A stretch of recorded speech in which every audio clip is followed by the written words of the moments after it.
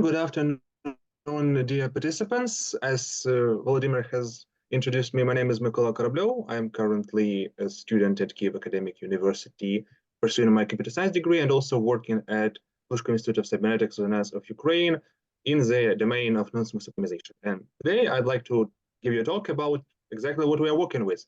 Non-smooth optimization and its applications in machine learning, review of Naum Zuselevych Shor's methods and their applications. So we should begin with Naum Zuselevych himself. He is a famous Ukrainian mathematician who was born on the 1st of January 1937. He got his degree he graduated from Taras Shevchenko Kyiv National University at 1958, and after that was personally invited by Glushkov to work at the Institute of Cybernetics, where he has been working for all his life. He is the founder of Kyiv School of Non-Smooth Numerical Optimization, and during his decades of hard work, he published 10 monographs, more than 200 papers on different areas of optimization, not only found in the area of numerical optimization, non-smooth numerical optimization, but also contributing greatly to discrete, matrix, polynomial, and stochastic optimization. So the plan for today is the following. We'll start with the whole idea of generalizing gradient descent using subgradients. Why on earth would we want to do so? Where those problems come from? Also review some attempts of these generalizations and problems that arise along the way. And also find out what are the proper ways to generalize, discuss main ideas behind short subgradient descent methods. Also later we'll talk about improving convergence for Rowing functions, short space dilation operator, the whole problem of descending over Rowing functions and how short space dilation operator helps to battle it. And then we will briefly discuss subgradient descent methods with space dilations, and two of the most famous of them, ellipsoid method and Shor's R algorithm. After that, we'll talk about applications in machine learning. We'll start with regression. I'll give just a quick overview of least squares regression and why it is so popular. I'm more than sure that you are already familiar with this area, so I'll be very brief on that. Then we'll talk about benefits of least modular estimation and situations when absolute errors do save the day, and consider an example of non-smooth regression models for searching defects in regular 3D structures. After that, we'll talk about applications in classification. Again, I'll give a quick overview of binary linear classification and support vector machines, the topics that you are for sure familiar with. We'll just get a quick overview. Then we'll talk about some problems where you actually cannot allow your algorithm to misclassify, and in particular, the testing of linear separability of two sets of points. And I'll give you an example of testing such linear separability for saw dataset when the gap between classes goes to 0. Okay, so let's begin with generalizing gradient descent using subgradients. So let's begin with motivation. Why would someone want to generalize these methods for non-smooth optimization? And it is because those problems arise in very different scenarios in absolute ton of applications.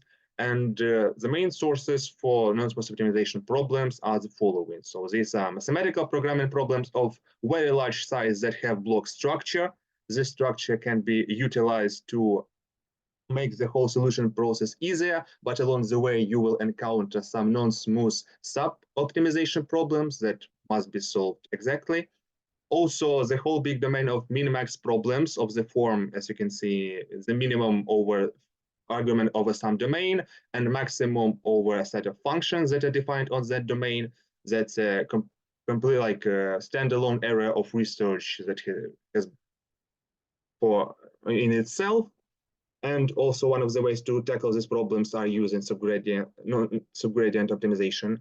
So another area is nonlinear programming problems that are solved using non-smooth penalty functions. We'll actually talk about that in the end a little bit. And also optimal control problems with continuous discrete time and discrete or discrete continuous programming problems. Also, there is another important point that I should mention. It happens in practice that from purely numerical perspective, there is no such clear distinction between smooth and non-smooth functions because analytically on paper, the function can be smooth, like you checked for non-smooth points, you have your derivatives existing everywhere, but your gradient for this smooth function will be very quickly oscillating when you are moving from one point to a very close point nearby. And this numerical behavior is very similar to a non-smooth function in computational perspective. So this is actually one of those problems when people do run standard gradient descent procedures for smooth function, but they do not work. And not because the algorithm is bad, but because the function has this numerical specific behavior. Okay, so we've seen that non-smooth problems arise everywhere, and researchers have been trying to deal with them for quite some time. And actually, scientists like they have taken one of two approaches. They either were contributing to research towards solving special classes of problems that require minimizing a non-smooth subjection function and its special structure is predefined. The greatest example of this is min-max problems because they have been encountered everywhere. Even like L infinity norm, Chebyshev norm, that's in itself a min-max problem, and it has been solved.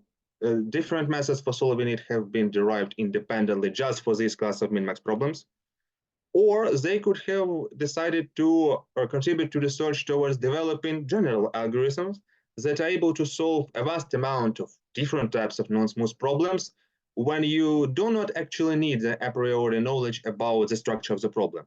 And two of the most successful attempts in this area are cutting hyperplanes methods and generalized gradient descent methods we will be talking about today. So let's get started. Gradient descent and is attempting to generalize it. So on the slide, you can now see like the simplest version of gradient descent method for minimization of convex smooth function.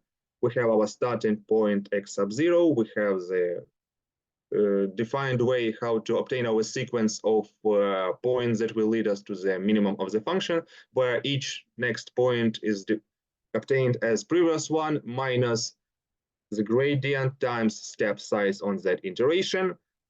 People from machine learning, you might have seen this named learning rate in the literature. That's just the machine learning term. And the idea is great. It works perfectly for many functions and for various applications. And it would be very nice to take this idea as a baseline and create some methods that minimize general type of convex subjective function, being it smooth or non-smooth. Great idea. Many have tried, and it turned out that it wasn't so easy. While trying to generalize gradient descent procedures for functions with discontinuous gradients, that's another name for non-smooth functions, there are two main problems that arise. First one being you need to define the analog of a gradient for those points where ordinary derivatives do not exist. And not only you need to define such an analog, it must be defined in such a manner that it can be easily used on practice, because not every theoretical idea is easily applicable to real-life problems. We'll see that just in a bit. And another big problem is creating new ways to search for descent direction and step size, since many have tried and it turned out that ideas from smooth optimization will not work correctly when just directly applied to non-smooth function minimization. Okay, so the first problem is how to define the analog of a gradient. There is a great generalization called a subgradient of a function f of x, and it's great from theoretical perspective. On the 4 points where derivative exists, your subgradient is exactly the derivative, so it's a direct generalization of a derivative in itself. But by definition, there may exist infinitely many subgradients of a function at some point of non-smoothness, leading to definition of a subgradient then, because by definition, subgradient is any vector that, if plugged inside this inequality, will make it true. And for non-smooth points, there can be infinitely many such vectors, various vectors that just follow the like that just uh, can be used as subgradients. And like the easiest example, and many of you might have seen it when you had your mathematical programming or operations research or convex optimization class, when you talked about subgradients. Like the first example that you've been told was the absolute value function, and how at point 0, which is the point where derivative does not exist, there is the subgradient turns out to be a subgradient set, which is actually an interval from -1 to 1, and it's already infinitely many possibilities. So yeah, just as I just said, subgradient is a great theoretical generalization of a gradient for non-smooth functions, but it cannot be used in practice, mainly due to its non-uniqueness, because like we've just seen, just for a function of one variable, or just an absolute value of x, at point 0, you have infinitely many different values that satisfy the inequality. And if we have infinitely many such subgradients at some point x hat, which one of them to choose as a descent direction for an algorithm? Because in gradient descent, for smooth function, when derivatives exist everywhere, it just isn't a problem. You have unique derivatives that is defined, it is unique. So you always have such a direction of descent.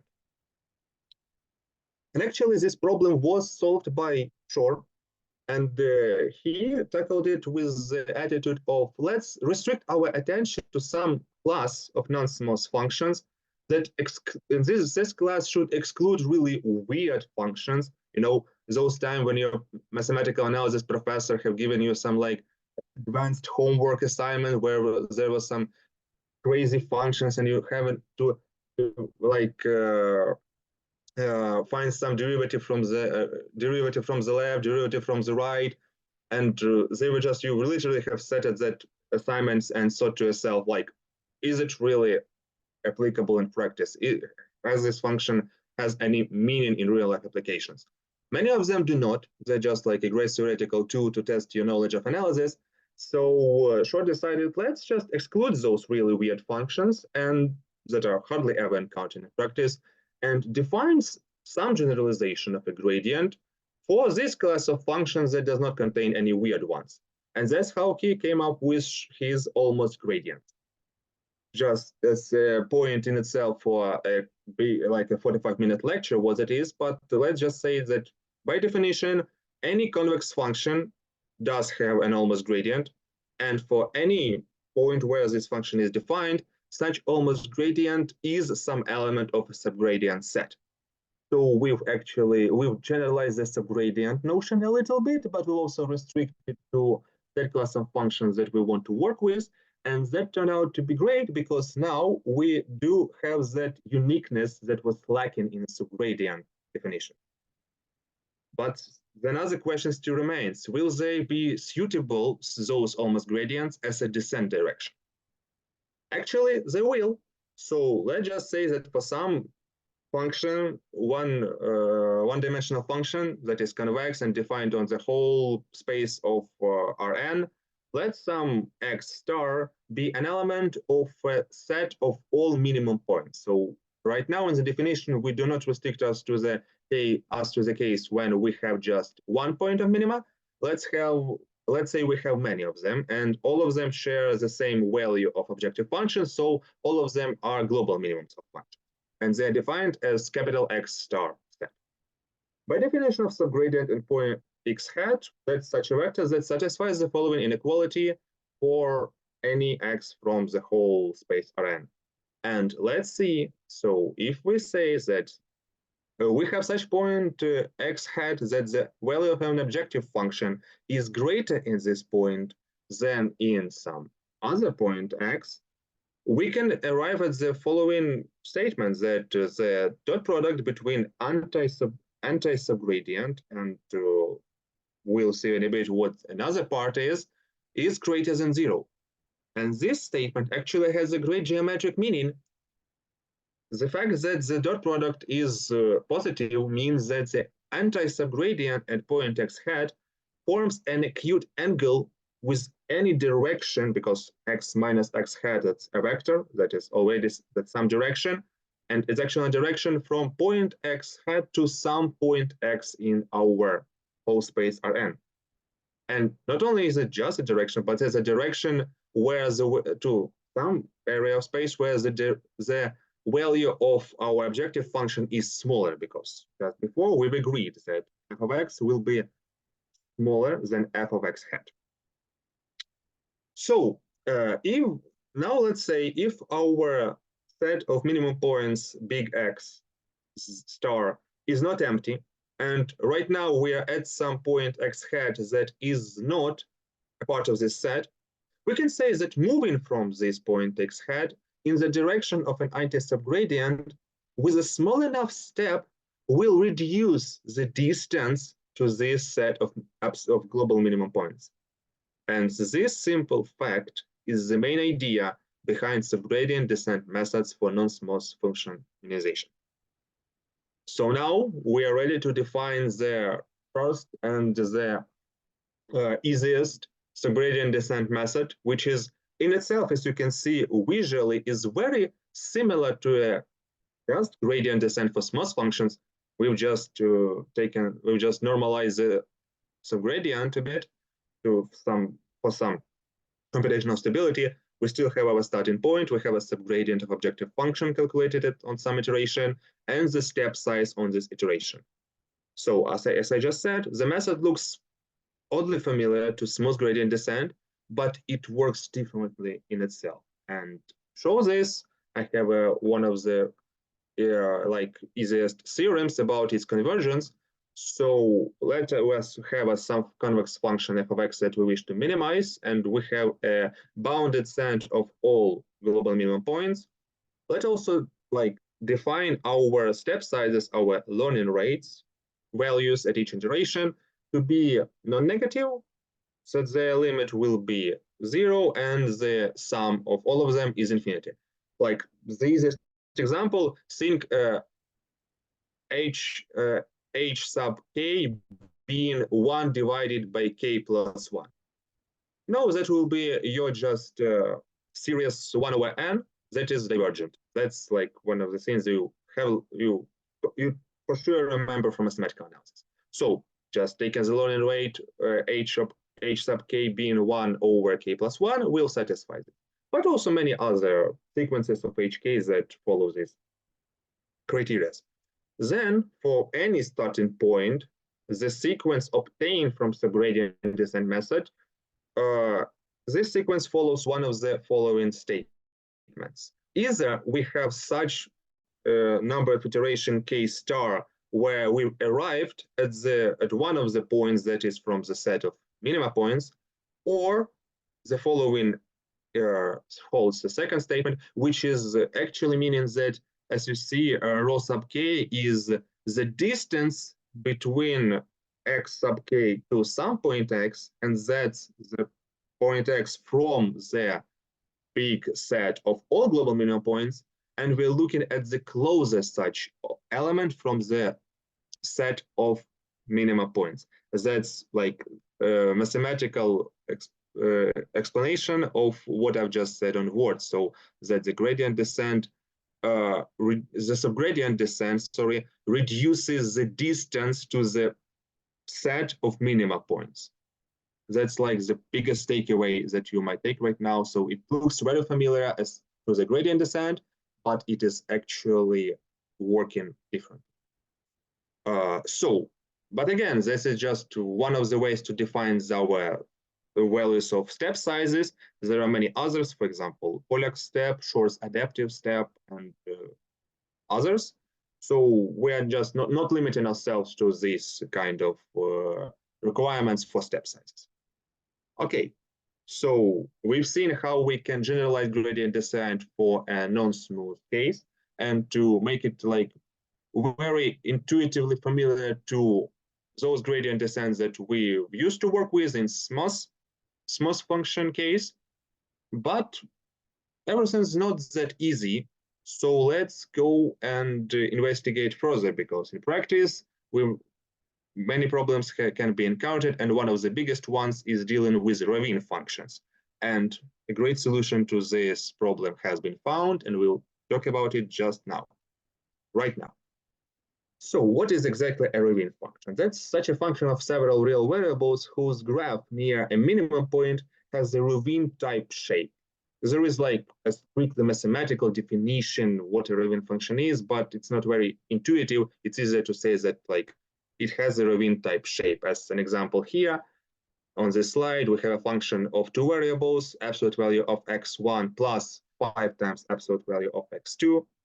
And even this like tiny childish example is already very hard for ordinary optimization algorithms because it's like non-smooth and it's a ravine function two-in-one package, and many algorithms will just not work.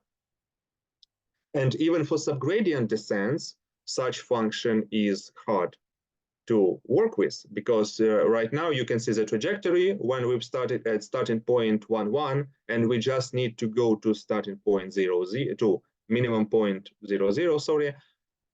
It just takes too long, and you can see as the gradient, like it moved really much to this point, but then it became oscillating from left to right, like from top to bottom, and actually the movement towards our end goal, our minimum point, is very tiny on each iteration. We take too much time going top to bottom, and not going to the point where we need to arrive.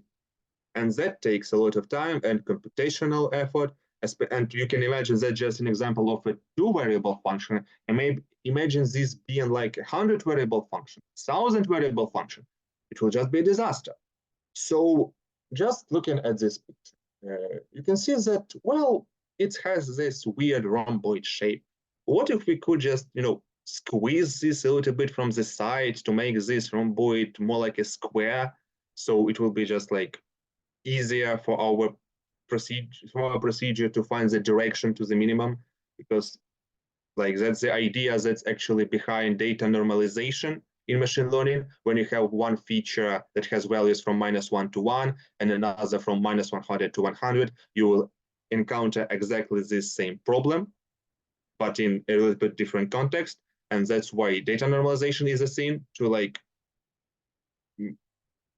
to make your ellipsoid shape objective function in smooth case into more like of a paraboloid.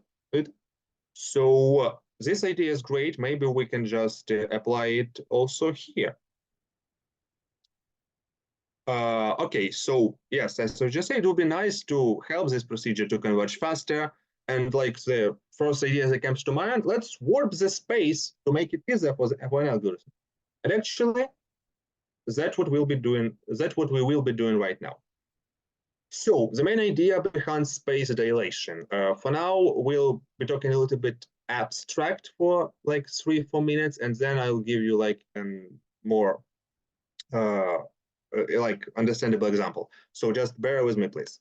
Let's say that we are optimizing some function. We have our sequence of points x sub k that we are obtaining during our descent algorithms, as we just talked before.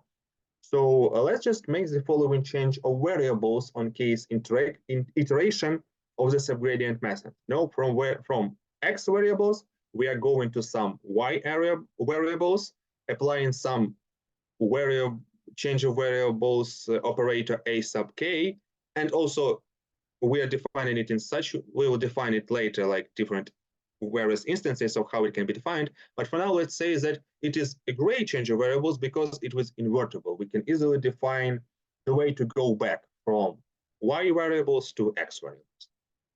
And now let's get started. As we know, for the subgradient of a convex function f of x at point xk, the following equality holds, just from the definition of a subgradient.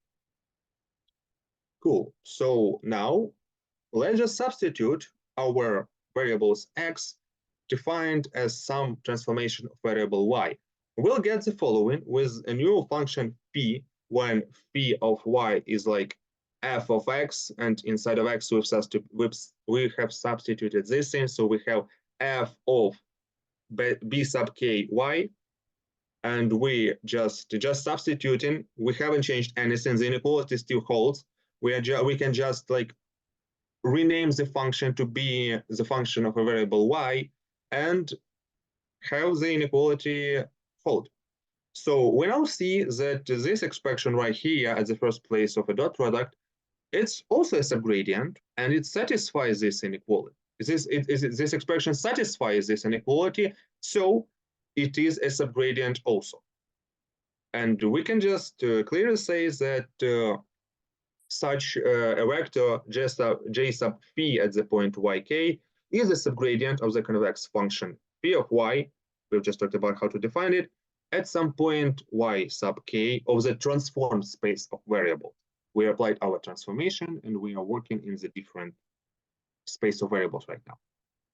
So now let's apply the subgradient procedure for minimizing these new functions that we just obtained. In transformed space of variables, y equals a sub kx, this subgradient procedure will take the following form. And if we now go back to the original space of x's by, applying this transformation beta sub k to our points, we'll receive the following procedure. I will not read it out loud. You can see it on your screens. And yeah, we basically did it. We've just kind of went to another space. We applied some variable change of variables. We came to another space of variables. We've made, let's say, a subgradient step of a descent algorithm in that space, and we came back to our initial space of variables, applying the inverse change of variables.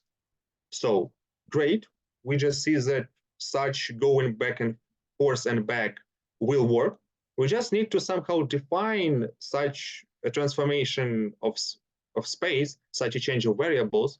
And also it would be nice to define it in an iterative way so that on each iteration of our algorithm, we will just somehow modify the previous transformations that we've used an iteration before.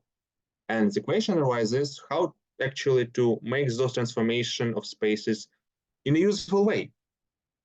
And again, Naum Zuselevych has solved this problem for us with his space dilation operator. So just the definition of it, let's say that we have some fixed vector C in our vector space that is a unit that has unit norm, and let's have some number alpha which is positive.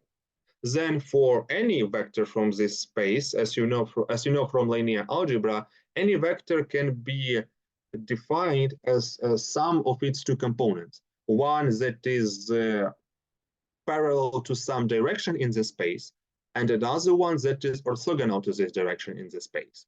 That is written in the second line, and also visually you can see it on the image below on the left. We have our vector x, and it is just defined as the sum of two components, one in the direction of c and another orthogonal to the direction. So now let's say that we want to dilate the space in this direction c.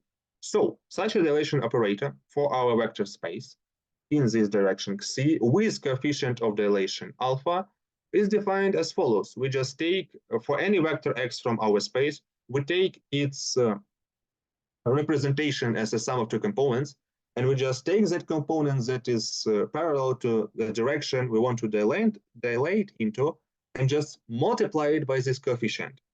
And that's it. So as you can see on this image, we've just dilated the space in the direction of c with the coefficient 1.5, which made this part of vector x bigger. And once we've added them together, we received a new vector at alpha c x, which is now different and pointing in another direction.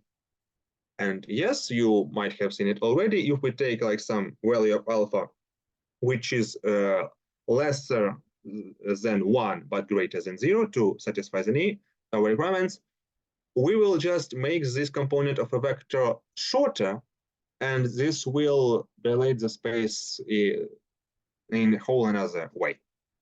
Okay, so now let's take this idea and apply it to what we've just talked before.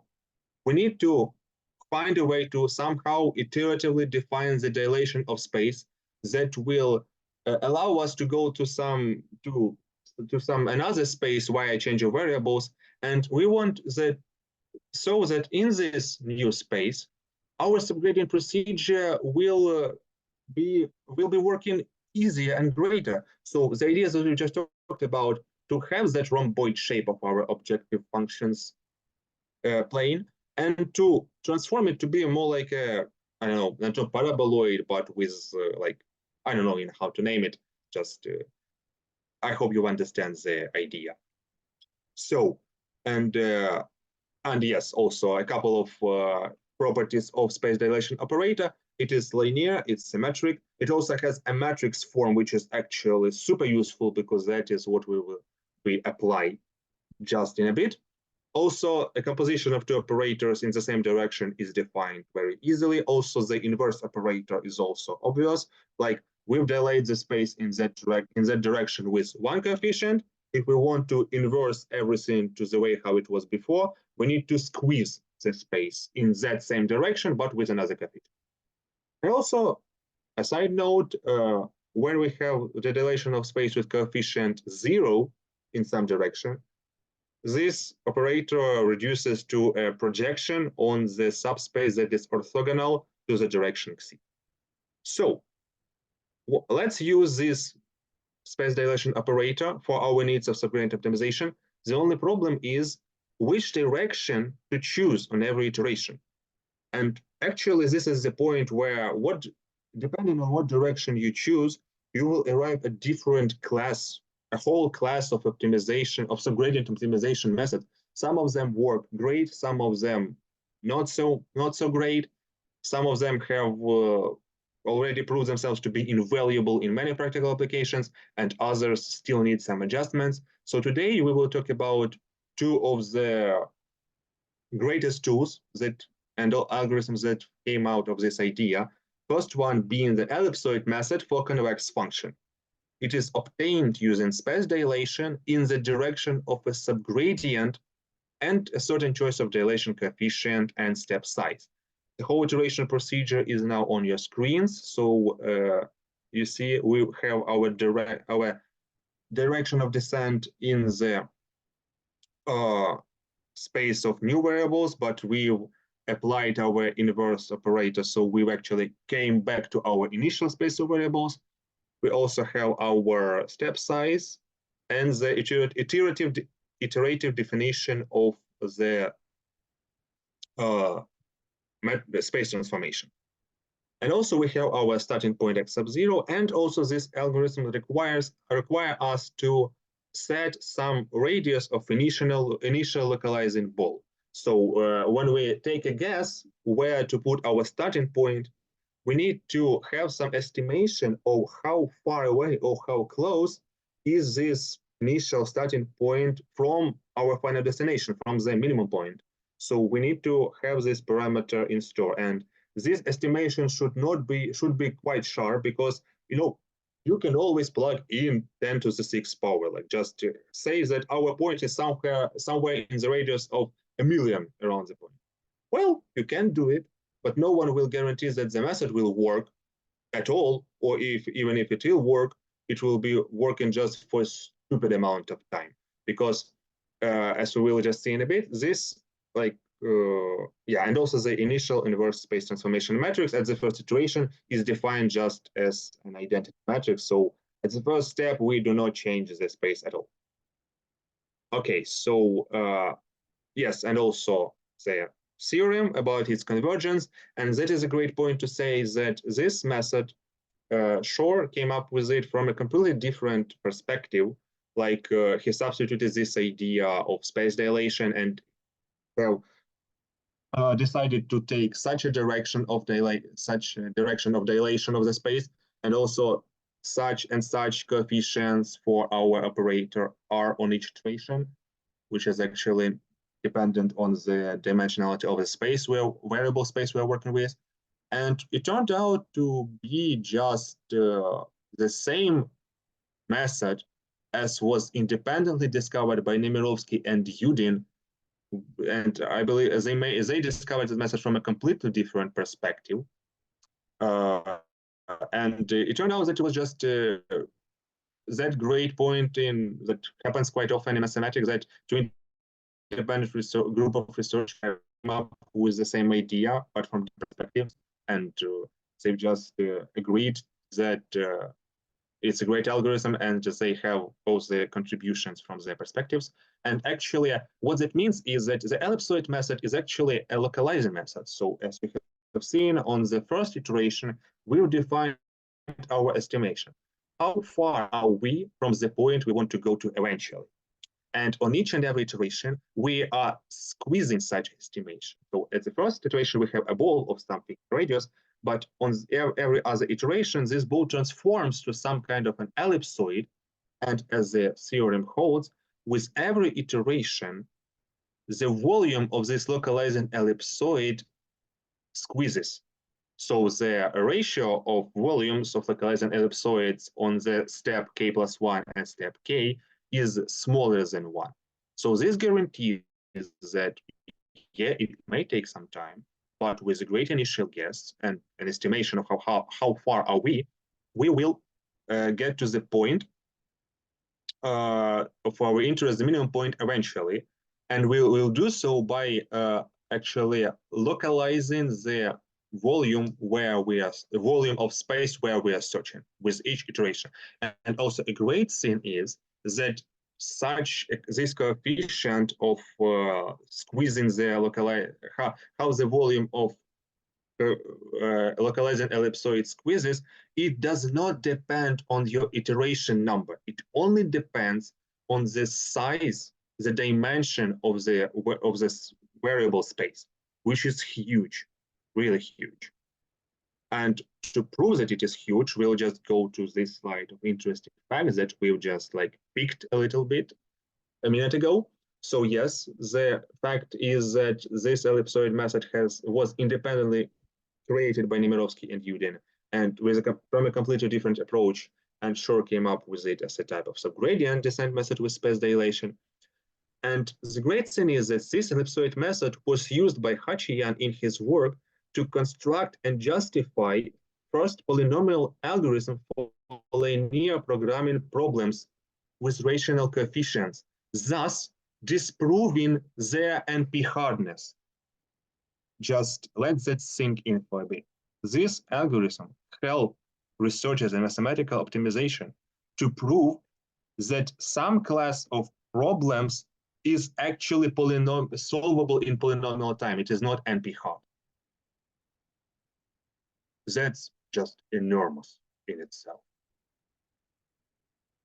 Yes, so this method has a very great, like an incredible theoretical value. It has a great practical performance because we are like going to the minimum point, localizing the volume of the space we are searching into.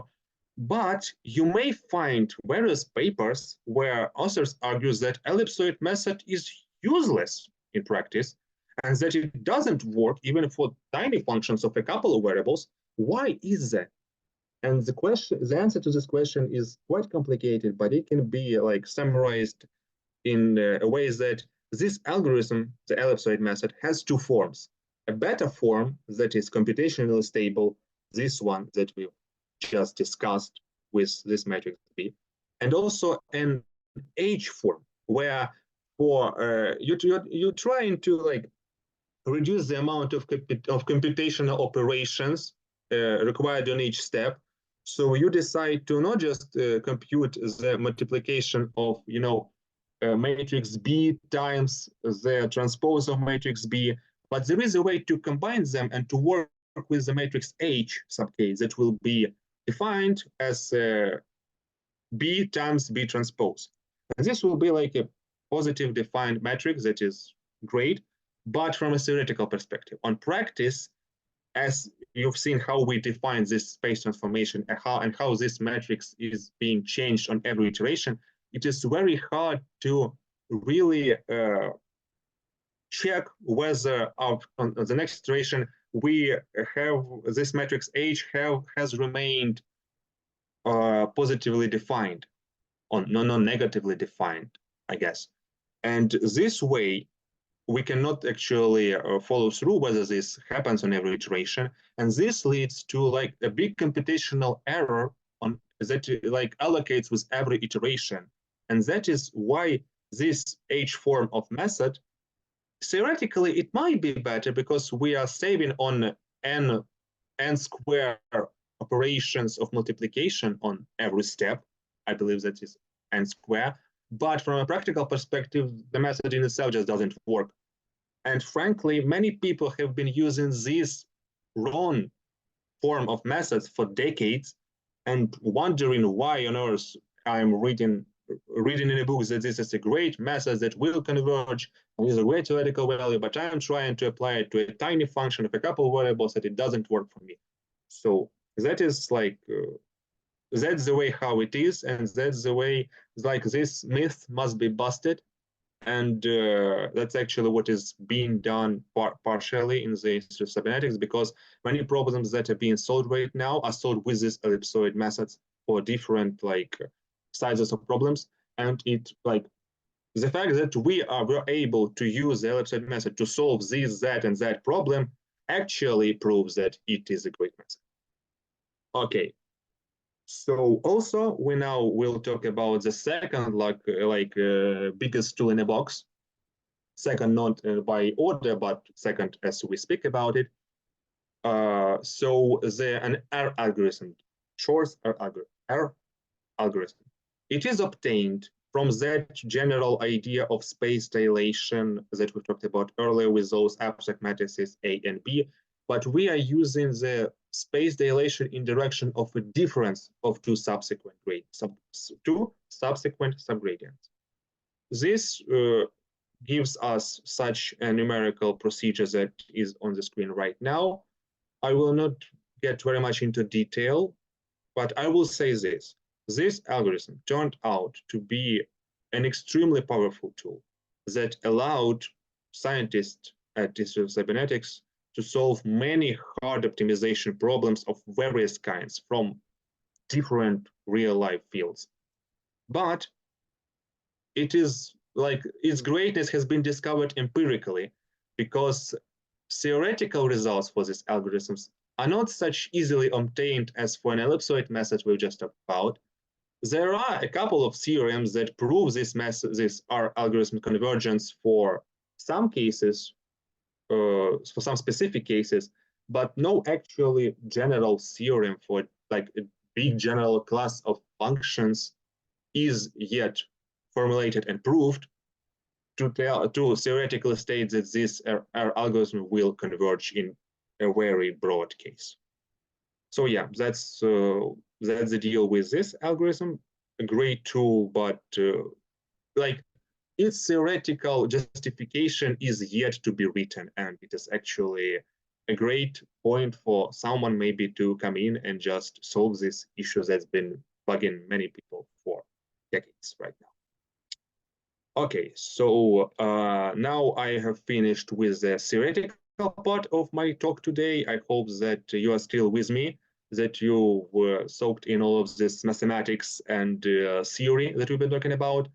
The second part will be more practical orientated, and it will be, I guess, much more engaging for all of you.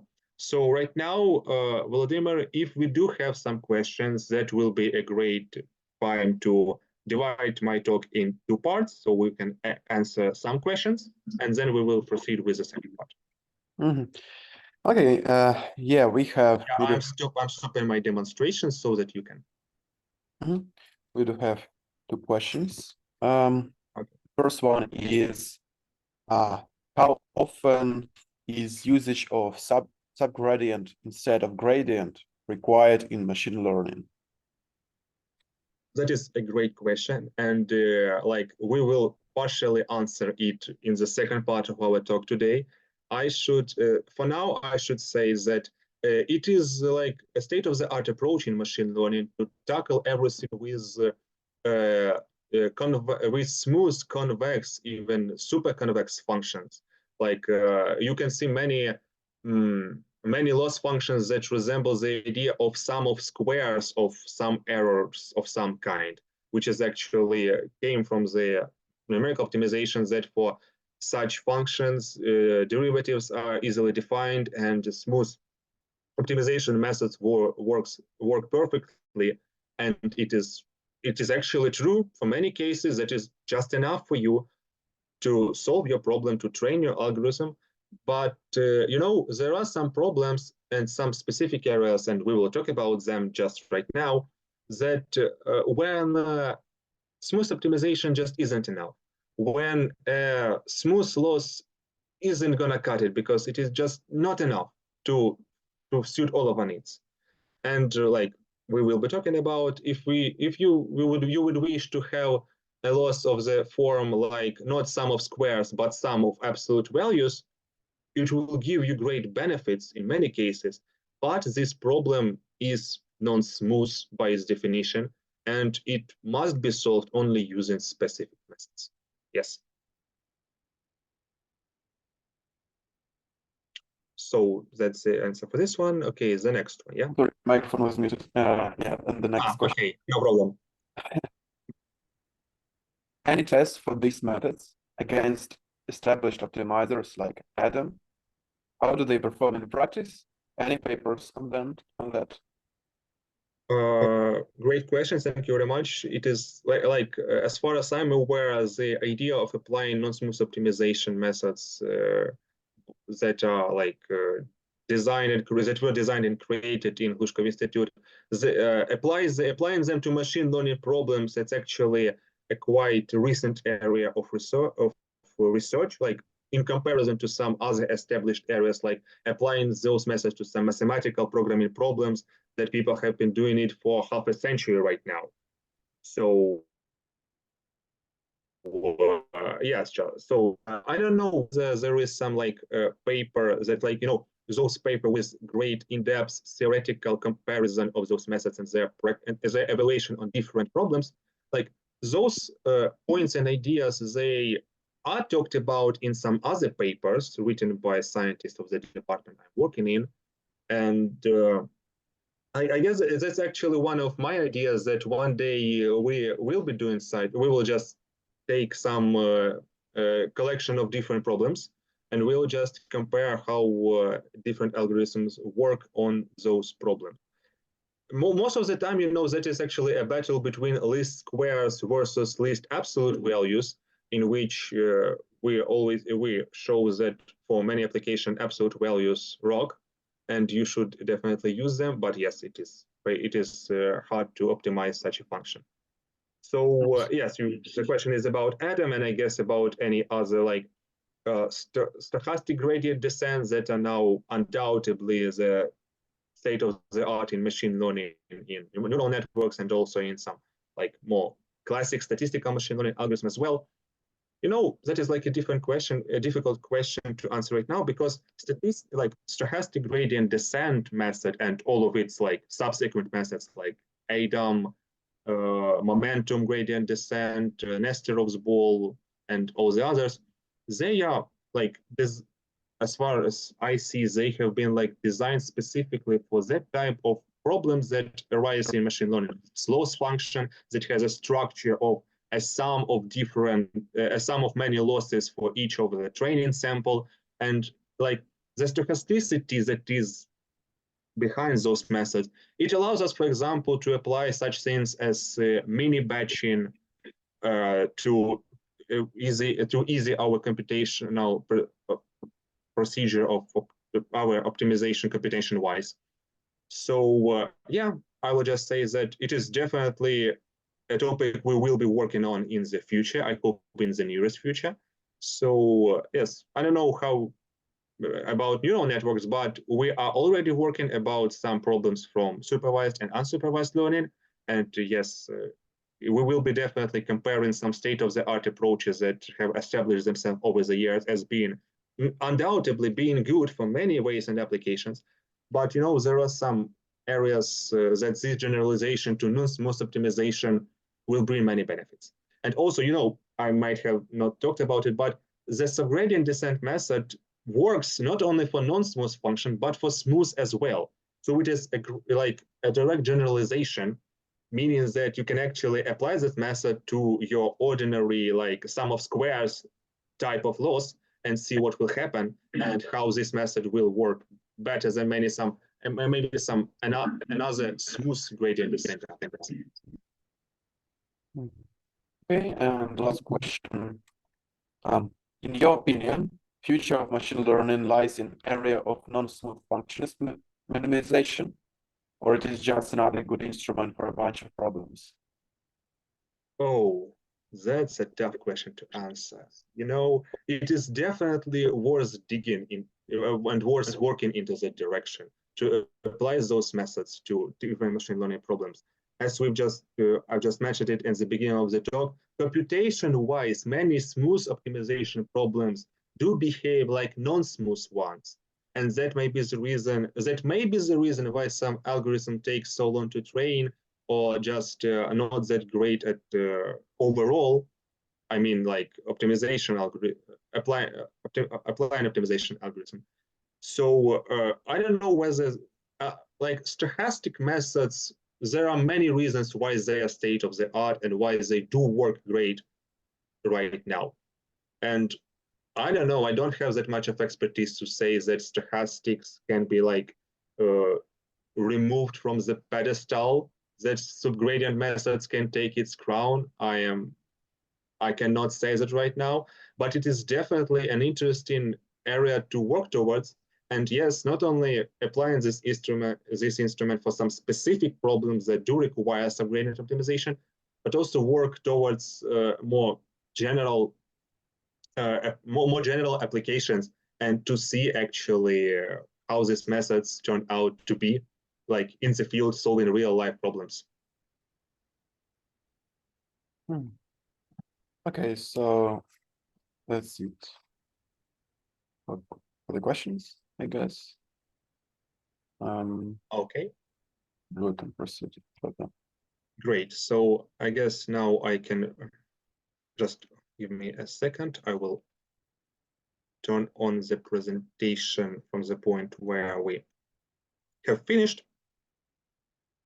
Okay, so now you should see the PowerPoint. And yes, so I believe it's slideshow from current slide. Yes. So now let's move to the second part of the talk, which is about different applications in supervised learning as has been announced. And let's start with regression. And we'll start with a quick overview of what a regression really is. I will not dive really deep into it because I'm sure that you are familiar with what are we going to talk about right now. But let's just say that, let's just like formulate the problems that we will be using right now. So we have a data set of size n that is of the following way, like these are the rows of your matrix, each row is the entry, a data point, you name some other machine learning terms and names for these things. So let us have the data set of size n, where for every measurement j, the observed values y are somehow dependent on values of some factors. We have d factors that we are considering right now. We've scraped the data, we have our data set, and we wish to investigate whether some values are really dependent on those factors. And the regression problem is to use this available data that we've just collected to build some kind of model that will describe these dependencies between observed values and factors, and will be describing them good enough. And also, we must not what is called overlearn. We must have this model be like suitable for generalization for the future, so that when we will plug in some unseen by the model values of factors, the model will be good enough at predicting values y that correspond to those new values of factors. So in the easiest case, we assume that such dependence between factors and observed values is linear on parameters of the model W. So we define some kind of model in general case, which we see it right there. So let's our value y be, apologies. So let our value y be a function of our factor that is defined as a linear combination of weighted basis functions c sub k. And here is a great point to mention that the name linear in linear regression corresponds to the model being linear in parameters.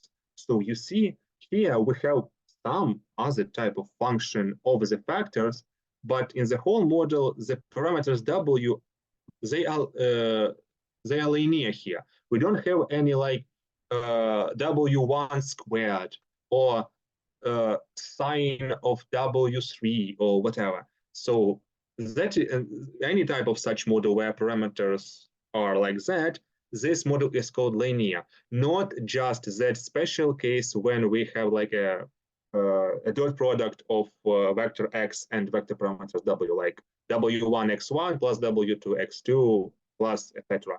That is just one of the easiest type of models of the general kinds that are displayed here.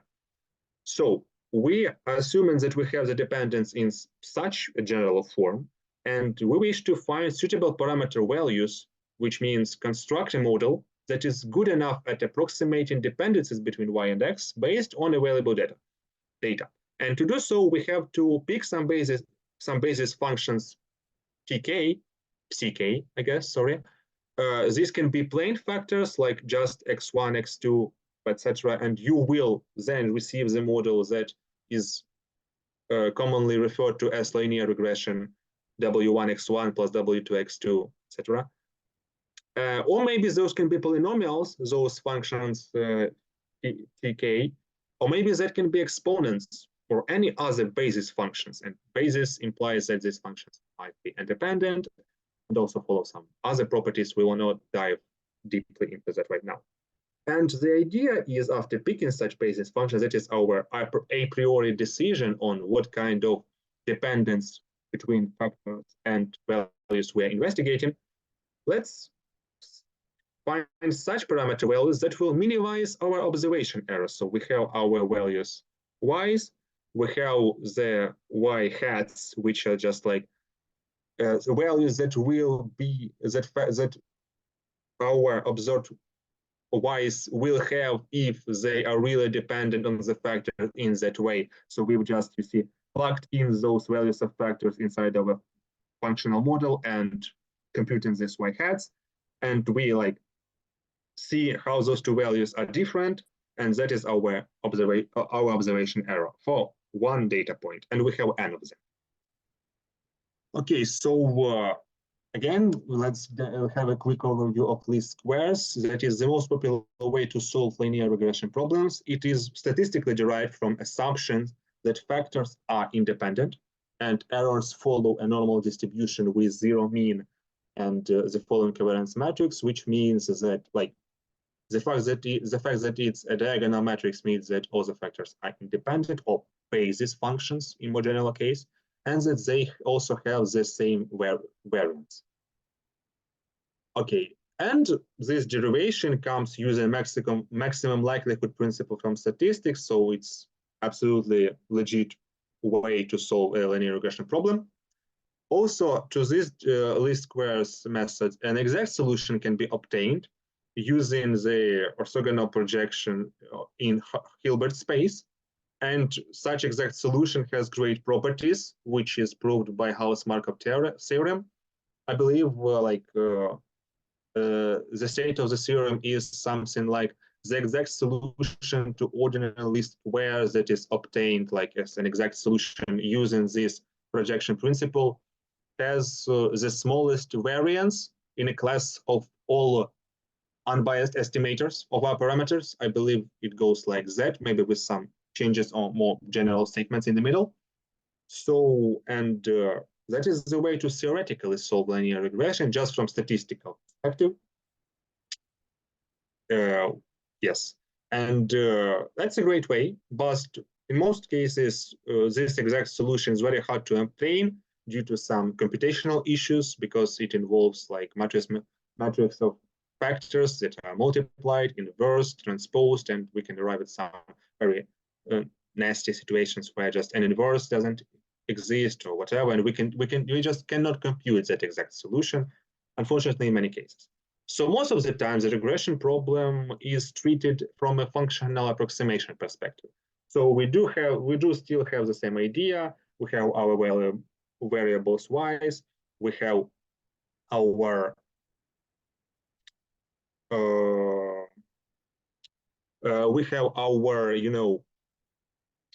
values of y hats that we received plugging the factors into our hypothetical model, and we wish to minimize the errors. And like coming from the least squares method, the idea is that we wish to minimize such a functional of errors, which is the sum of squares.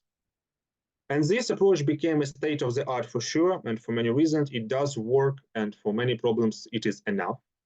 But many troubles do appear applying it in practice, and frankly, they appear in modern applications nearly every time. So just to see one of such problems, that is a problem of outliers. Here is like a really childish example for those of you who might not have heard about the idea of outliers. So let's say that we have like just a one-dimensional data that has 6 data points. That is the values of our factors 0, 1, 2, 3, 4, 5, and the values of our observed value y 0, 1, 2, 3, 4, 0. And we assume that such value 0 is an error. So that's an outlier. Maybe we have been using our device to measure some value and it had a malfunction, and we just received 0. And we've plugged it inside our linear regression. So applying least squares estimation, we will receive the red line here. So this will be the functional approximation of the data points. And the points are actually like the predicted values of the model at points 0, 1, 2, 3, 4, and 5. And also, 5. And the value is 0, but we have like 2.5, and also all of the other values are completely different. And in the blue line here, that's like a correct estimation. That's what actually should be here.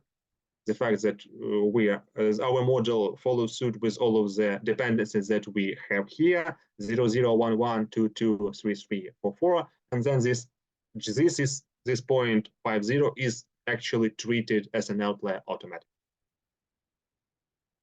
So this is one of the problems that is usually encountered in practice, and another one is working with small data sets, especially mostly in medicine applications when we don't have that many patients and the data is scarce, and we just cannot like collect 1,000 data points, 10,000 data points to make a more general model. We have just like 100 of them. That is already nice.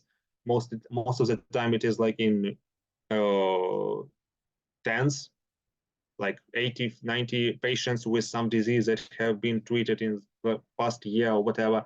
And like that's a completely different area of working with small sample sizes and applying machine learning to those small sample data sets. And also, like, as we just said, how to work with data when we have like not just one or two, many outliers, or which is even worse, we may have some dependent features. So we've been measuring something and we have our factors, but they are dependent.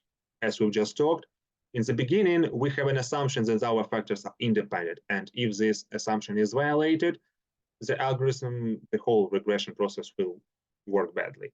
So one popular way to solve these problems is apply regularization. You can apply region regularization by having like a restriction on the values of parameters of our model, by also minimizing their L2 norm, or maybe you can apply a lasso regularization, which is also a restriction on the values of W's in the absolute sum of absolute values of parameters. And actually, this regularization has a very good like geometric interpretation, because ridge regression corresponds to minimizing our sum of squared errors subject to a constraint that our parameters must reside inside of a ball of some radius, and this ball is defined by means of an L2 norm. And the lasso regression is the same thing, but the restriction of parameters to reside inside the well-defined via an L1 norm. And the regression usually applied in practice, and ridge regression goes just fine. It will work in many cases, but the idea of ridge regression there, its performance, is that this restriction parameters pushes our parameters to have smaller values. It doesn't, it won't happen that such parameter will go to zero, which is actually might be a great thing, because if we do have a dependent factor, it would be nice to turn the corresponding parameter of the model that corresponds to that factor just to zero, so that our factor will not have any influence, because it is like a derived factor of some other factor, and it is like its value and its impact is already inside our model. But the ridge regression will not help us achieve it. Lasso regression on the other side, on the other hand, will. But as you may see, we already encountered a non-smooth problem. We have a sum of absolute values, which just cannot be minimized exactly using standard gradient descent. This is a great point to say that actually some researchers do claim that, because non-smooth points of a function, there are not so many of them. And we can say that they form a set of measure zero, thus allowing us to claim that that with the probability 1, our descent algorithm will not encounter any such point on its way to the global minimum or any other minimum, which is, it's a bold statement, because with probability 1, it doesn't mean that this will never happen. This will always happen, that we will never stumble across those non-smooth points of non-smoothness where we are descending. So, and to that, they will reply, well, if your algorithm has broke, just restart it. Like with enough tries, you will come to the situation when everything will work just fine. Okay, great, but in fact not, because do what you want, but I am not a fan of restarting my algorithm over and over again, because it's just not working correctly. And also, you do have that assumption that your points of non-smoothness do form a set of measure zero, but what if they don't? What if you have like a complete subspaces of points that are points of non-smoothness? What then? You will eventually get inside that subset while descending, and you will not be able to escape it. Your algorithm will cycle up and everything will break down. So what then? And to this question, not many of them will tell you what to do exactly, because with ordinary methods, you just won't be able to escape the situation. So, even lasso regression, it must be solved using specific methods that do incorporate the subgradient part, the non-smooth idea inside them. And also, there is another great way to solve such regression problems that actually will help you with outliers, will also help you with removing dependent features automatically from your regression model. And that may also help you with small data sets, because it will give you a robust solution overall. And also, this approach has a great statistical derivation, so it is also justified from that perspective. And that's least modular method, like having to minimize the sum of absolute errors.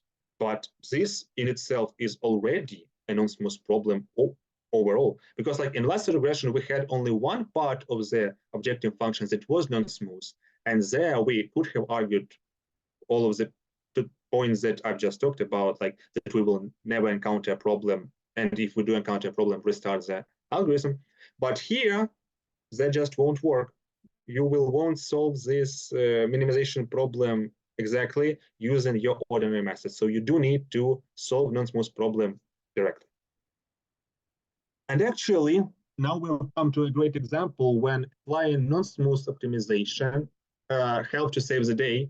I'm going to quickly retell a story that I've been told by my chef at the Department of Non-Smooth Method about one research project that they've been doing at the Glushkov Institute of Cybernetics together with Patton Electric Welding Institute.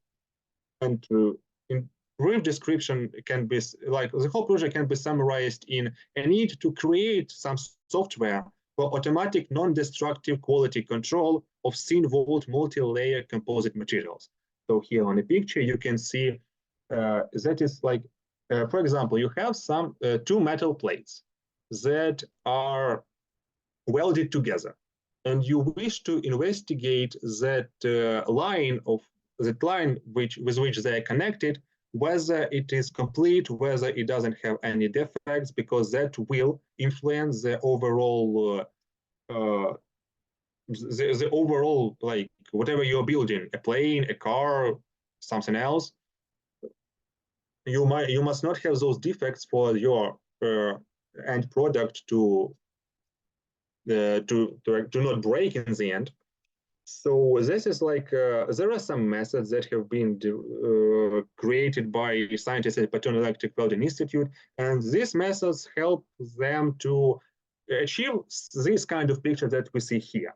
We see that things like this, like, let's say this metal sheet, has some kind of like repetitive structure because it is like some microscoped image. But also we see this big blob in this middle, which is like, think of it as,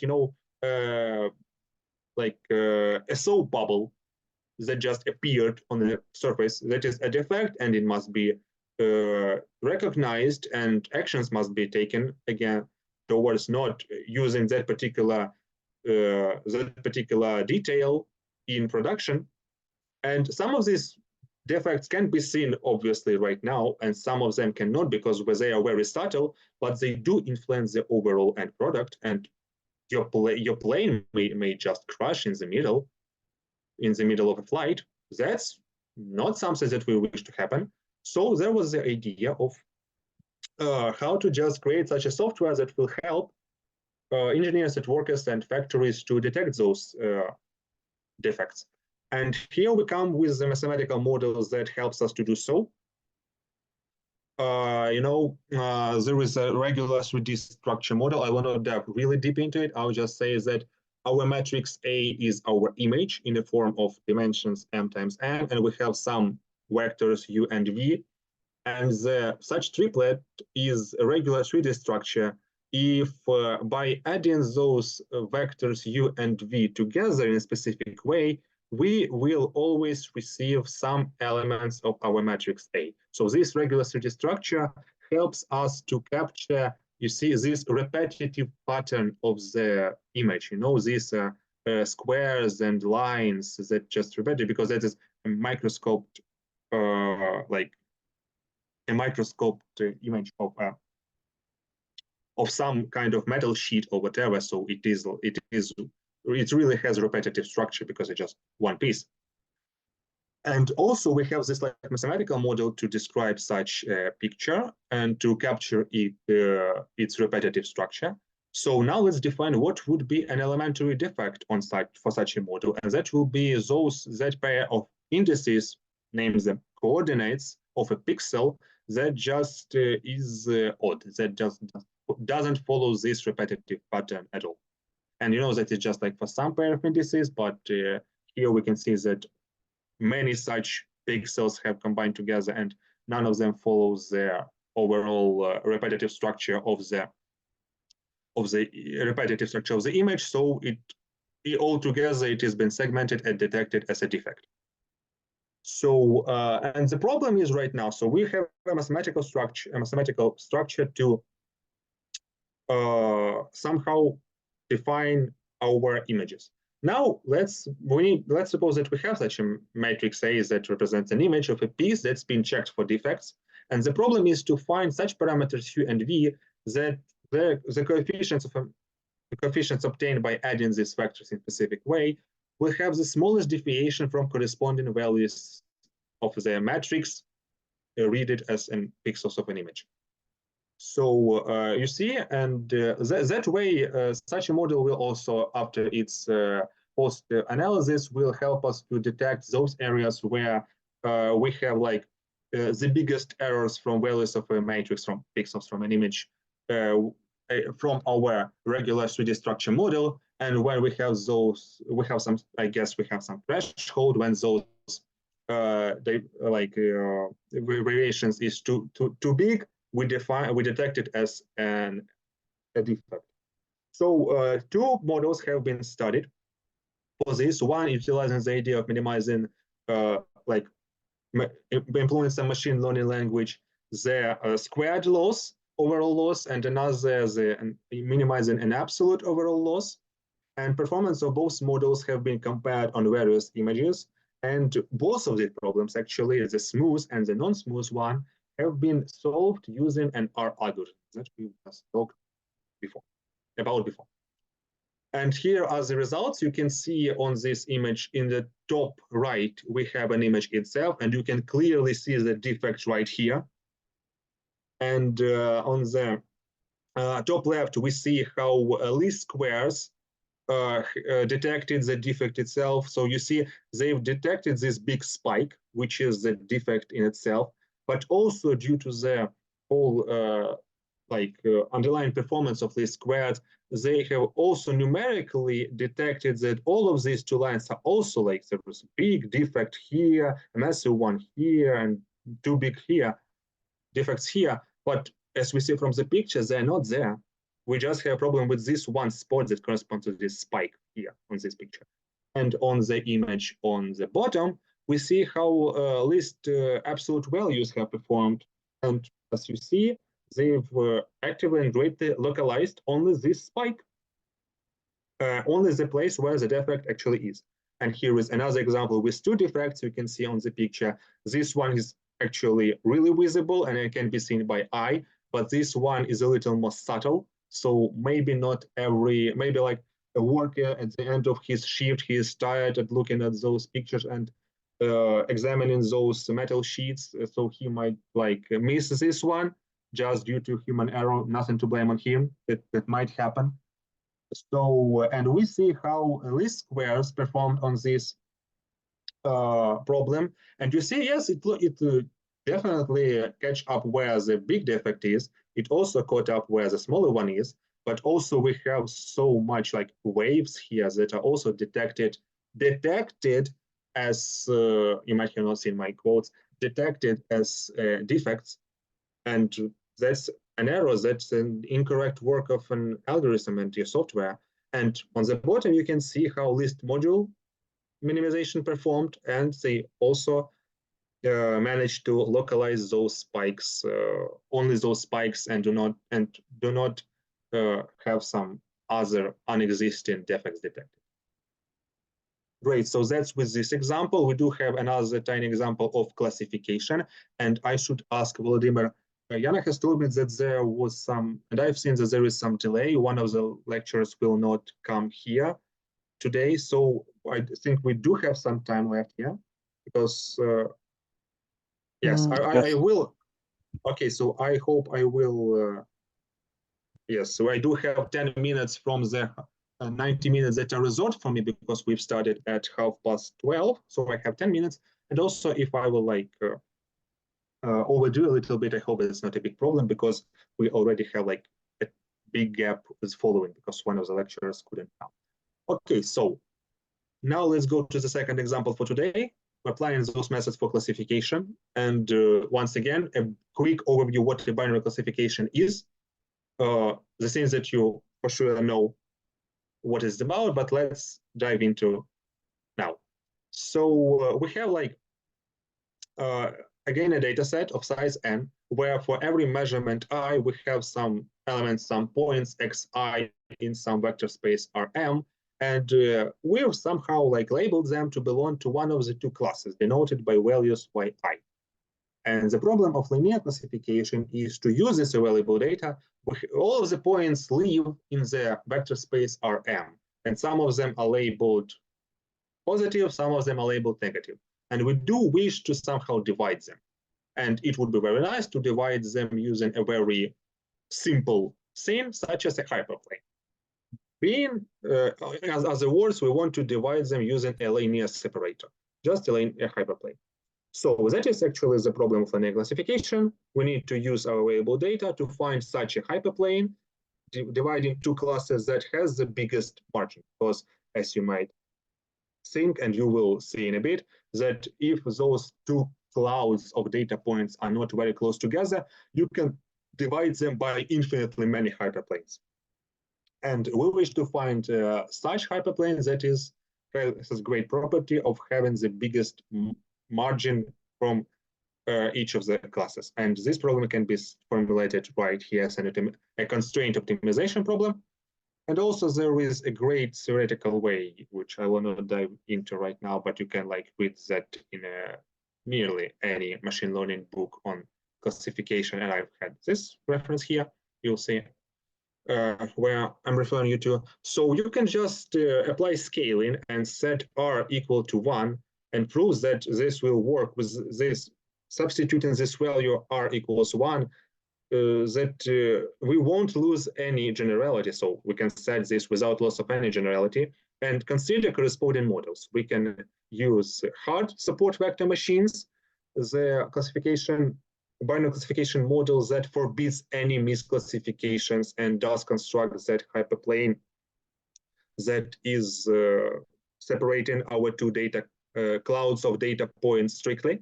Or you can use soft SVM, which allows some misclassification, because soft SVM, the need for soft SVM arise from practice when you don't have when those two data clouds, let's say, intersect a little bit, and you cannot really separate them with a straight line, but you can allow a couple misclassifications to draw such a straight line or hyperplane in a high-dimensional space.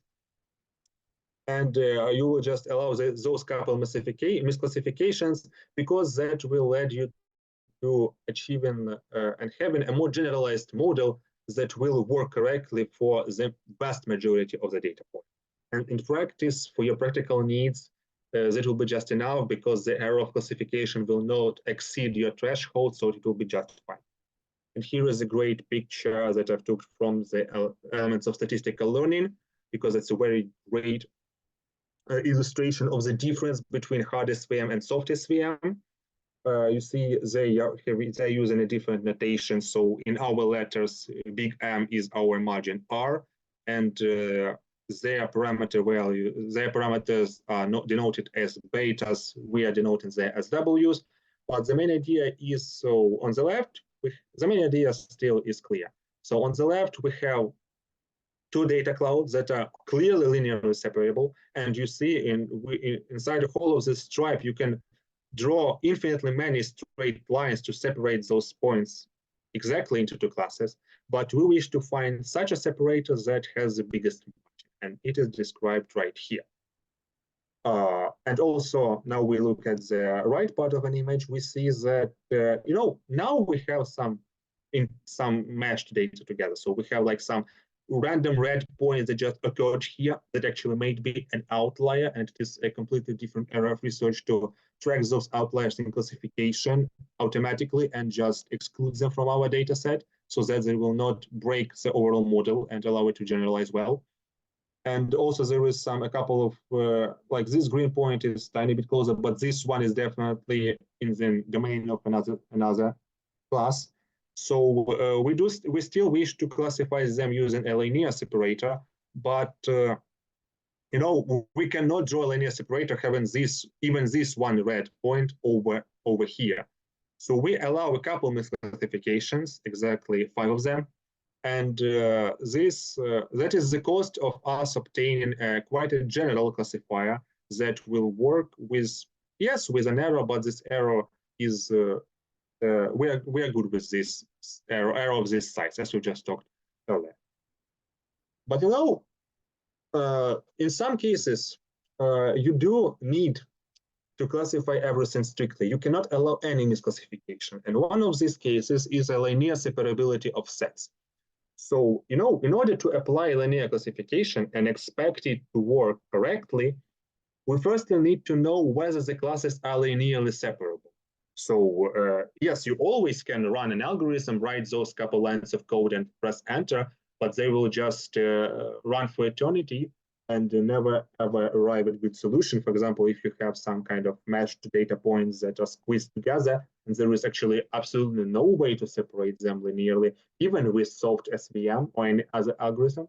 So In practice, you wish to actually check whether they are linear classifiable or they are, like, let's say, almost linear classifiable, like in this case over here, because like with those couple of points that are inside those margins, we are okay with them, but this one random, that point number 5 that appeared here, maybe it should be classified as an outlier and just removed. Like we will remember that we had one outlier, be aware that this might happen in the future, but we just remove it from the procedure of building our linear separator.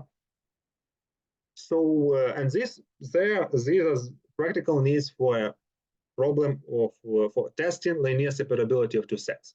It's already a great theoretical question in mathematical programming, and many like great theorems exist for convex sets, and I believe that you might have seen them or maybe even learned their proofs when you've been studying your convex optimization or mathematical programming or numerical optimization or any other subject related to optimization.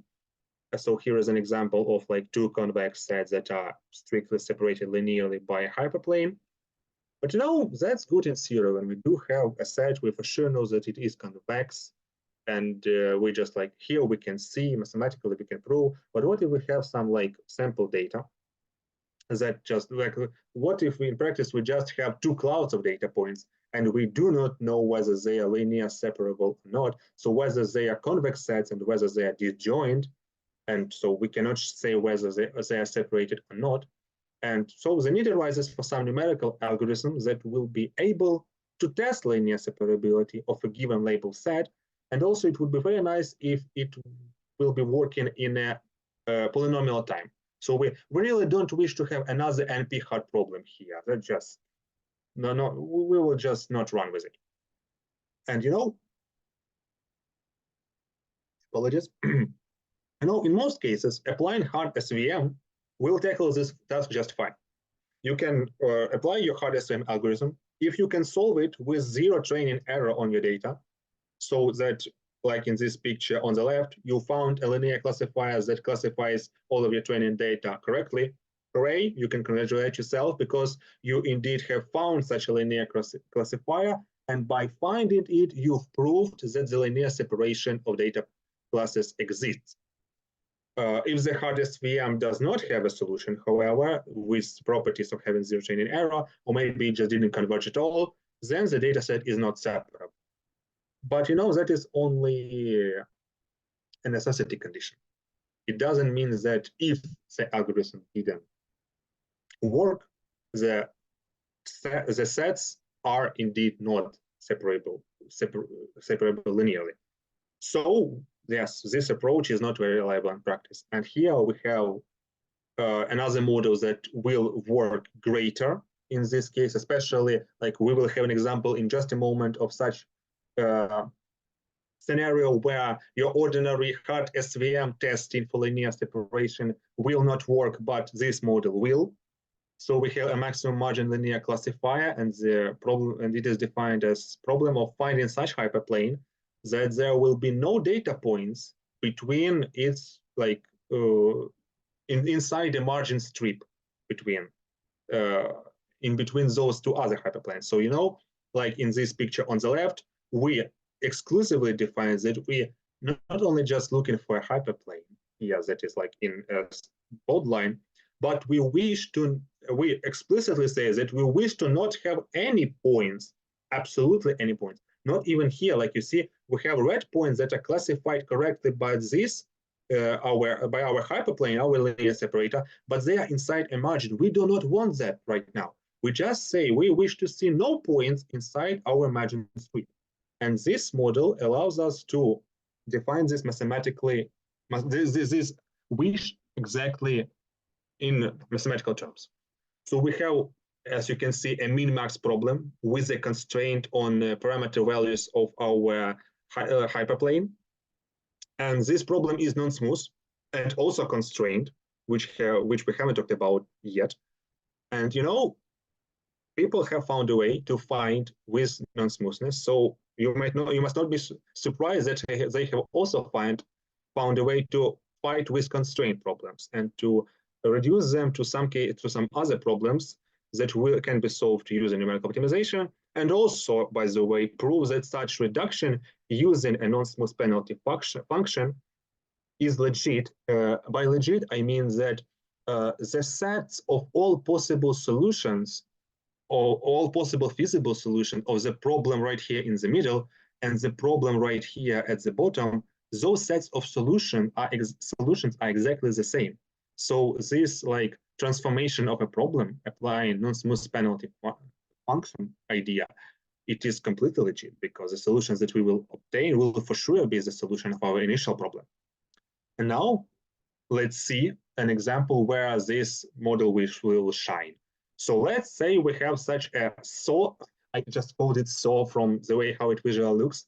We have such a SAW data set, like one green class at the top, another blue class at the bottom. And you know, they, as you see, they have just shifted a little bit and they are also a tiny bit rotated. So this like their separation is not parallel to one of the axes. And you see, just looking at it, you cannot say whether you really can squeeze in a straight line in between those two SAWs or you cannot.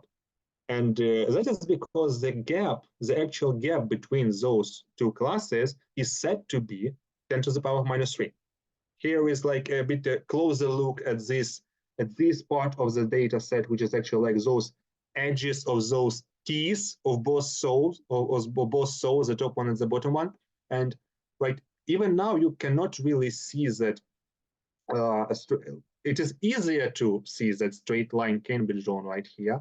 But if we were to like zoom in even more, you will definitely see that there is a gap of the size 10 minus 3. And like those two sets are actually linear separable. But hey, we do not know that in practice. We just received our data. We have those crazy SAWs, and we wish to know whether they are linear separable or not. So we are testing it numerically. We want to have our data set, plug it into an algorithm, and an algorithm to tell us whether it's linear separable or not. So here are the solutions that we will obtain using the model of maximum margin linear classifier. That transformed one with non-smooth penalty function, and that has been solved using an ellipsoid method that we talked about like half an hour, maybe 45 minutes ago. And yes, you can see that there is clearly a straight line separating those two data sets. I've tried to make it not a bold line so that it will be easier to convince you that it is indeed separable. So as you can see, like those dots are also too big, but I couldn't make them smaller because otherwise they won't be visible on the slide. So just you see the center of this dot is right here, and the center of this green dot is right here. So, and the line is really in between those two centers of dots. So there is actually a linear separation. And you know, also like if we try to solve this problem with like our hard SVM approach, for such gap 10 to the power minus 3, it will work. Like we've applied the inbuilt sklearn SVM SVC model, and we've set the parameter C, the regularization one, to be extremely large, because I believe it was written somewhere, not on the documentation website, but somewhere, and many people have told you that in sklearn libraries there is no like implementation of hard SVM. The SVC method from the box, it is implementing a soft SVM. But you can make it behave as an hard SVM, numerically speaking, if you set that regularization parameter to be extremely large. So that's what we did right here. We also explicitly said that we want a linear kernel to test for a linear separation because, you know, like coming back to this data, one really wished to, like, I don't know, squeeze in a sine or cosine function to separate those data sets. It will work just fine. But we really wish to test for linear separability of data. So we explicitly demanded our SVC method to find a linear separated hyperplane. So yes, that's just worked. Okay, great. For gap 10 minus to the power of minus 3, it worked. But what if we make the gap small? 2, like 10 to the power of minus 6. You see, like visually speaking, like the image on the left and this image on the left, from our point of view, we cannot see whether that's a 10 to minus 3 gap on 10 to minus 6 gap. And even like I also tried to zoom into the data set to, yes, it can be seen here that there is like a linear separability because we have a much smaller scale here. And it can like the easiest way to see it if you were to generate those source to not be like rotated a little bit with respect to your axes, but to have this separatable hyperplane to be parallel to one of the axes. That way it will be just like super easy for you to zoom in and to actually see like many, even just those 8 points. You can zoom in to the extent that you will only see like this, and those other 4 points. And when you're on the y-axis, you will have a scale of like 10 to the power of minus 5, for example. You will see that there is actually a big gap with this zooming in. There is a big gap in between those points, hence in between those classes of data points, and it is indeed linearly separated. So yes, we know it from our like visual guess, but let's say that we cannot like zoom in and we really wish to test it numerically. So applying a maximum margin linear classifier, exactly once again solving it with non-smooth penalty function and ellipsoid method, we have received this linear separator, so everything works just fine. We have proven that it is indeed linear separable. But if we were to apply a hardest VM approach to testing linear separability, it will break. As you can see, even setting such a big regularization parameter, forcing our algorithm to behave as a hardest VM, it just haven't worked. And now I'm about to go even further. Let's say that we have an absolutely tiny gap between our data sets, that is 10 to the power of minus 12, which is like, I've tried my best to zoom in to convince you that there is a linear line right here. But once again, you can just with this, it is true. It was generated, the code is there. For someone who's very skeptical, I can share the code, the generator function. You will see for yourself that the data is indeed generated the way I am explaining this to you right now. So, okay, we have two. Apologies. We have two of our classes. They are indeed linear separable, but they do have a tiny gap between them. So let's go and try to test this numerically. And actually, using our maximum margin linear classifier, solving it as a non-smooth penalty with a non-smooth penalty approach using ellipsoid method, we get the result we wish for. Our procedure actually identified the linear separability of those data sets. And applying SVC classifier, once again, it has broken. No, it has broken for a bigger gap, and yes, it also broken for a smaller gap, and also other gaps in the middle. I've tried tested for different values of epsilon, but I've just had those 3 examples here to have them to visualize and articulate the idea. So I haven't gone any further. I haven't tried with an epsilon gap of 10 to the power of minus 15 or minus 18, because this way we will dive deep into the domain of computational instability, because there is a limit to how float points are stored in the memory of a computer, and there is an amount of digits after a comma that can be stored. So if we wish to test and compute something with like even smaller gaps, we need to explicitly write specific algorithms that utilize some other area to store and compute operations on float points in the way that this thing will will have the precision that we require. Okay, so that is the end of an example, and I would also like to finish. I'm finishing in a couple of minutes. I also have a couple of concluding remarks. So I hope that I have convinced you that non-smooth optimization is a great and powerful instrument, and it does work in many ways, even in some problems in machine learning. That's the 2 examples that we've just discussed here. And also theoretically wise, it is a great generalization of your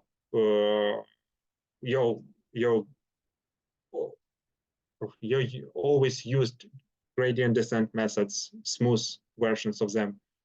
And also these methods have proven invaluable to solve many other problems. As I've said, Dr. Shor has been working his entire life at the Glushkov Institute of Cybernetics, and he's published more than 200 papers where they've been applying these methods, and he's been like developing and building up on his theory and his mathematical ideas, because, you know, as one good saying goes, a theoretical mathematician solves what he knows how to solve in the way how it should be solved. Like a theoretical mathematician solves what he can solve in the way how it should be solved.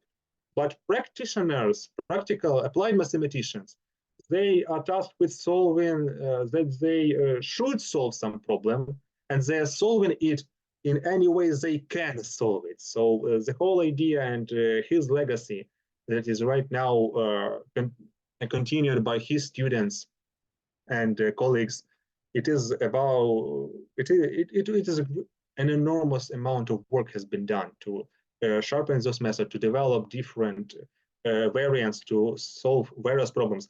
Here with this 90-minute talk, we've just scratched the surface. We've just talked about some basic stuff, main ideas, some most general versions of the algorithms. Many improvements have been made. Many other variations of the subgradient descent methods have been made, and they just it won't be enough. Like, I don't know. You need like a 2-semester course to really dive deep into different mathematical programming problems and approaches and ways how Shor and his team has been solving them with the theory and the methods that have been defined, that have been created. And his remarkable contributions to the world of mathematical programming and his establishment of this area of numerical optimization, for sure, the Kiev school of it, because, you know, this was the times of Soviet occupation of Ukraine, and there wasn't that much of a scientific exchange between scientists in Ukraine and scientists in the world. But even at that time, some papers have been translated to English, some books, some monographs have been translated to English, and some bits and pieces of scientific discoveries of our Ukrainian scientists have been told to the world. And actually, they have been they have been acknowledged by many great researchers and scientists. For example, here is a letter from Stephen Boyd. Yes, the Stephen Boyd, that the one that you might have heard about, one of the greatest numerical optimizer scientists in the world, the author of a great like convex optimization book and his course on 2-semester on convex optimization, and all of his work right now in machine learning in other areas. And here is a letter from him to Professor Shor when he is retelling his story, how he has encountered his book on subgradient methods when he was just a PhD student back in the day, and how then he received, he stumbled across another book, Shor's book, or later in life, and how he was just enjoying it very much, and how also the letter is not complete, but there he tells about how those ideas and those theoretical insights that he has gained from Shor's work has helped him to to develop as a scientist, as a researcher. And also he is sharing and just sending history books to Shor in exchange with his gratitude for work. Yeah.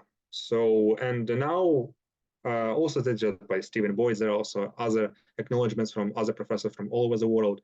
And right now I wish to end this talk with a quote by Naum Shor himself, that the theory of the entire class of algorithms with space dilation is still far from being perfect. It seems to us that it is a rather realistic goal to create such an algorithm that would not be inferior to our algorithm in terms of its practical effectiveness, and also would be as well justified as an ellipsoid method. With this, I want to sum up. I thank you very much for having me here today. I really wish that I've been clear expressing the main ideas of subgradient descent methods and contributions done by Shor to this area of optimization, and that the examples of applying those methods in practice have been interesting and valuable for you.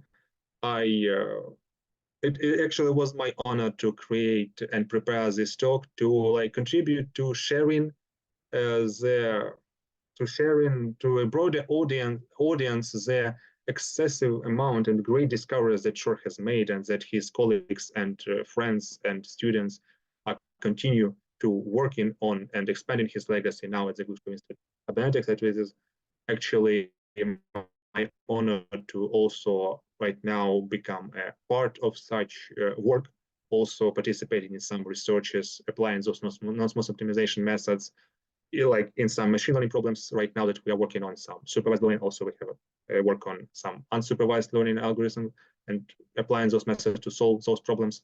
And also, yes, with that, I want to thank you all for watching, for staying with me, for bearing from all the theory, and for I really wish that the examples were great.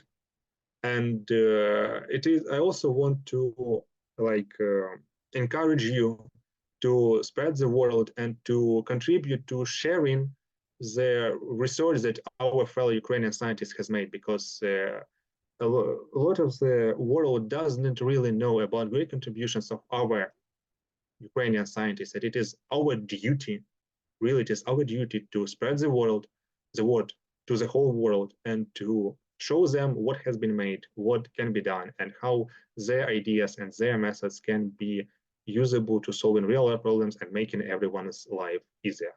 So with this said, I want to end my talk. Here are the references on the the first one is the big monograph by Shor on where most of the information in greater detail can be found. Also, I've included some papers, like the first papers on the topic, the one when Shor created the subgradient descent method, also one of the first works towards ellipsoid method and then algorithms. Also other papers regarding some topics that we've discussed about Yulian Nemirovsky and Hachian. And also here are the references to the practical part, where I have some links to a great machine learning book where you can find much more theory on the problems of supervised learning that we've discussed today, and also on those quite modern papers by Shor and his students on applying those methods to different problems, like the paper about regular Sooty structures, and also the one where those special models for special classification problems is discussed, and also the book by Pshenichny in the linearization method, where the whole idea of non-smooth penalty functions is introduced, and it is proved that the idea that it is a great way to explicitly change the problem into one that can be solved by numerical optimization, that thing is proved there. So with this, I also want to tell that this report is supported by Ukrainian grant of Canon ASU, a Volkswagen Foundation grant, and the project of research works of young scientists.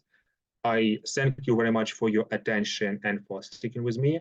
We do have some questions that we will answer right now, and I also wish to express my incredible and eternal gratitude to the armed forces of Ukraine, who are right now keeping us all alive, and keeping the sky on top of us clean from all of the rockets, and just saving us from day to day and allowing us to work on to contribute to the development of Ukraine and to the total war effort, also having our contributions in our for the inevitable victory over Russian. With this, I am finishing my talk. Once again, thank you very much for your attention. And now, Volodymyr, I think we will move to the questions, right? Yeah, we have a few minutes the questions, and then we'll go to break. Thank you for the lecture. So questions, we have 2 questions here. Where can we find correct implementations of these algorithms? Okay, so like their theoretical background, justification, proofs of theorems, and the whole iteration procedures are written in many books and papers, and I've also written them today on the slide. And some of those implementations have been created by the scientists from Glushkov Institute of Cybernetics. I know there are many codes in Octave, also some older ones in Fortran, and I believe some are in C and Python. I personally, I've been working only with Octave codes, and I've been writing Python implementations myself. For example, for this second example of linear classifications that we talked about today. And yes, so I guess sometime in the future there will be like for sure we will talk about creating some type of a library with a documentation where all those methods will be combined together.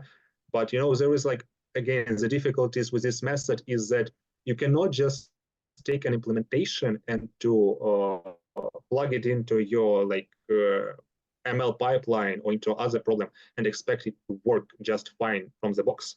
There is actually a great deal of fine-tuning that is required to set these methods to work great. I mean, but that what is called a hyperparameter tuning in machine learning. It is like, I haven't talked about it, but there are many parameters to tune in those methods to actually make them work correctly, especially with an R algorithm, because as we've talked about, and from empirical results, it is an incredibly great and powerful tool, but it does require a lot of setting up to make it work great for your exact problem that you're solving right now. With ellipsoid method, it's quite easier, but once again, you do still need that that estimation of the initial localizing ball of your solution, and some other subgradient methods that are more like easily applicable. So yes, some implementations can be found in the papers written by the scientists of Glushkov Institute of Cybernetics. In many papers there is one of the paragraphs is actually devoted to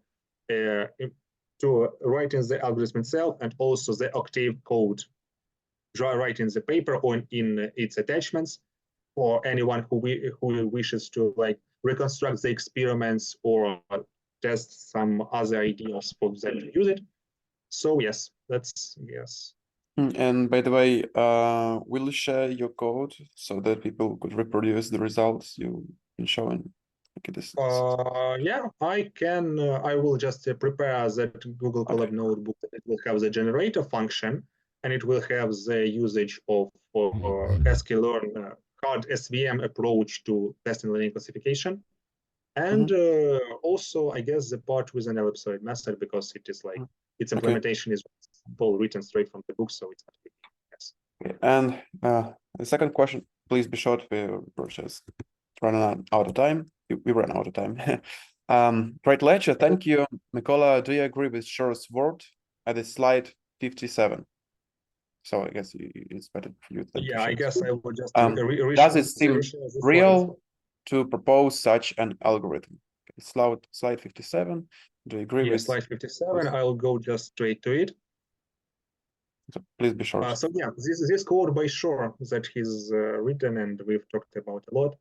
I do believe that it is more than a realistic goal, because I know for a fact that great generalizations of methods of subgradient descents with space dilation have already been created. For example, there are many advanced ellipsoid methods, let's say. There was just no way to incorporate them in this 1.5 hour lecture. As I said, there are many work has been done.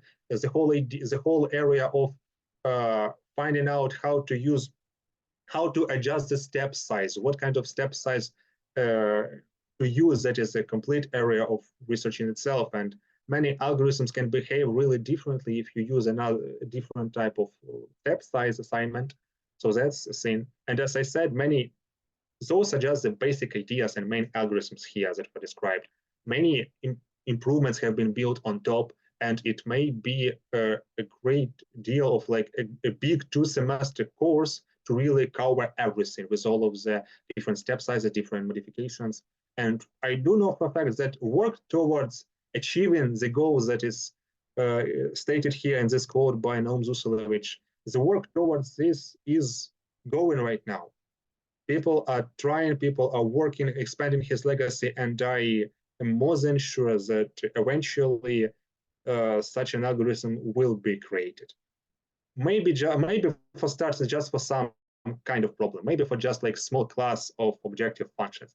But in the end, it just takes faith and perseverance to build on top of the already existing results and to achieve the end goal, and also to incorporate those ideas and methods in real life problems in artificial intelligence, because I haven't touched this topic, but the whole idea of using them for neural network optimization, that's a completely different big subject that has many caveats and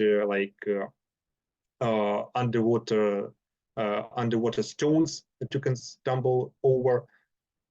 So yeah, that is also, I guess, will be one of the, I wish it will be one of the areas of further research in the Institute of Cybernetics. And actually, for you people watching right now, I do encourage you to dig deeper into the subject. And if you really liked the things that we've been talking about today, the ideas and the results that have been obtained applying non-smooth optimization, feel free to reach out. My email is available to you. So anytime I'll find a way. Our website. So yeah, this is on the website of the school, so you will find me there. Okay, Great. sorry, we're out of time. So thank you Yes, for the great I do lecture.